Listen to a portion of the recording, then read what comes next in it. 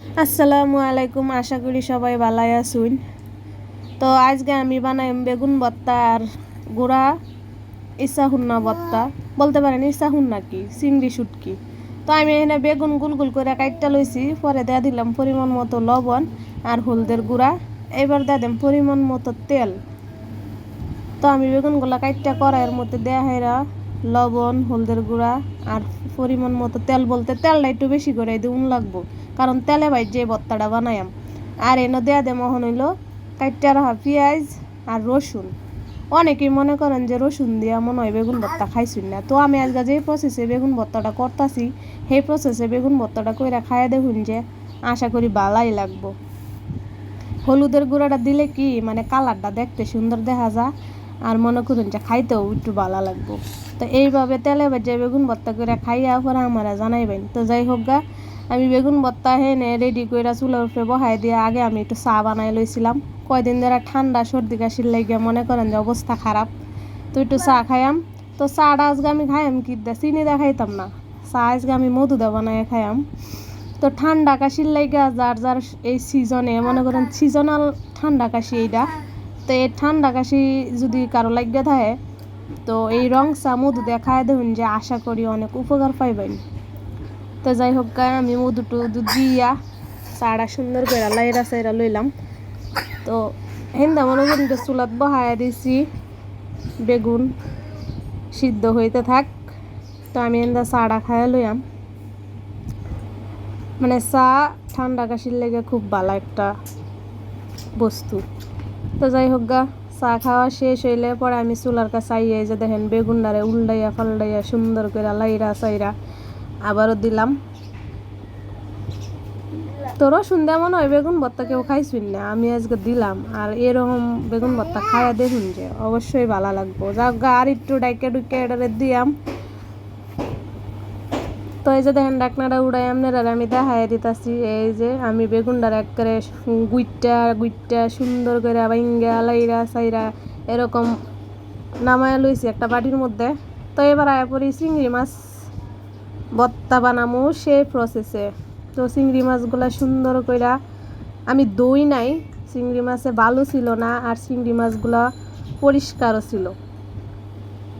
জাগা চিংড়ি মাছগুলো তাওয়ার মধ্যে দিয়ে দিলাম। এগুলো হচ্ছে গুঁড়া চিংড়ি, আমরা দেশে কই ইচ্ছা হুন্না। যাই হোক গা, ইচ্ছা হুন্নাটিরে সুন্দর করে লাইরা চাইরা হালকা তাপে বাইজা লমু। বেশি তাপ দিলে মনে করুন যে আবার ফুইরা যাবো, ফুইরা গেলে পরে মনে করুন যে আবার ভর্তা খাইবার গেলে তিতা তিতা লাগবো। যাক গা, লাইরা চাইরা সুন্দর করে এটি আমি বাইজা বুজা লইয়াম।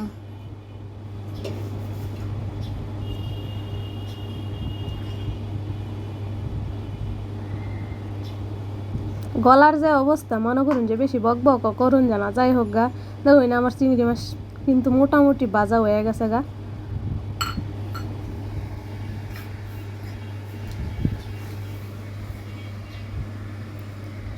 যেহেতু অল্প আছে ভাজতাছি বা কম তাপে ভাজতাছি, সময় তো একটু লাগবই।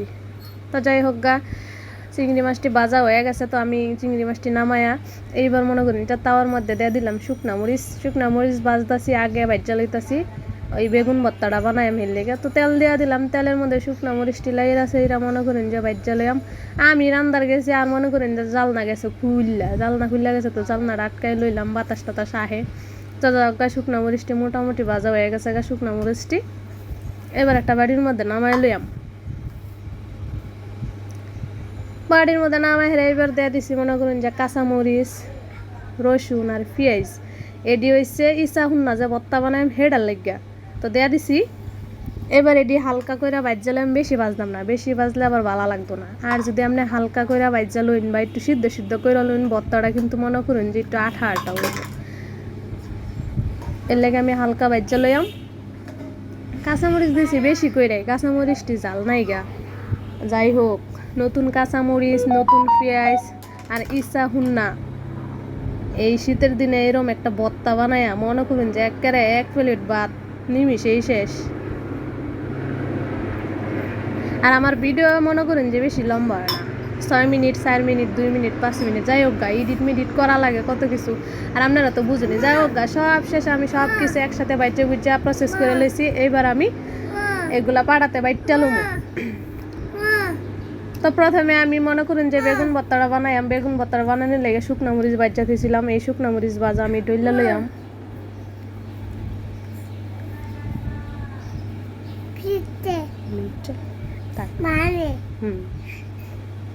তো সুন্দর করে ডলাডলি করার পরে এবার আমি দিয়ে দিলাম আগে থেকে যে বেগুনগুলো প্রসেস করে রাখছিলাম, এই বাইগুনগুলা দিয়ে সুন্দর করে ডইলা লইয়াম।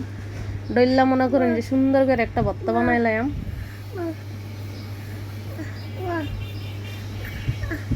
তা আমি ভিডিও করার মধ্যে আ উ ই উ যা যা শুনতাছুন মনে করেন যে এটা আমার একটা ক্যাসেট। আমার এই ক্যাসেটটার লাগে আমি ভিডিও ভালো করে এডিট করতে পারি না। ক্যাসেট বলতে এটা আমার শুরু সেরা। তো আমি ভিডিও করবার লইলে বা এডিট করবার লইলেই হ্যাঁ মনে করেন যাইয়া হাজির হইব, মানে হ্যার মনে যাইব তাই কইব, হ্যার যা ইচ্ছা তাই করবো। যাগা বেগুন ভর্তাটা হয়ে গেছে সুন্দর করে, এবার একটু সরষের তেল দিয়া আর একটু ভালো করে আমি মাইখা লইয়াম। ও জসিং একটা ভর্তা হয়েছে। তো কার কার খাইতে মন চাই ভর্তা দেখা, যেহেতু ভিডিও আমার দেখবাইনি তো চইলা আইয়েন, সমস্যা নাই। আল্লাহর রহমতে একটু বেশি করে বানাইছি। তো যাগা বেগুন ভর্তা হয়ে গেছে। এই যে এবার দেখেন আমি শুটকি ভর্তাটা পাড়াতে ডইলা লইছি সুন্দর করে। আমার চিংড়ি শুটকি ভর্তা হয়ে গেছে গা। তো যাই হোক, আজকে দুপুরের খাবার 2টা রেসিপি, বেগুন ভর্তা আর চিংড়ি ভর্তা। সবাইকে ধন্যবাদ, ভালো থাকবেন, আল্লাহ হাফেজ।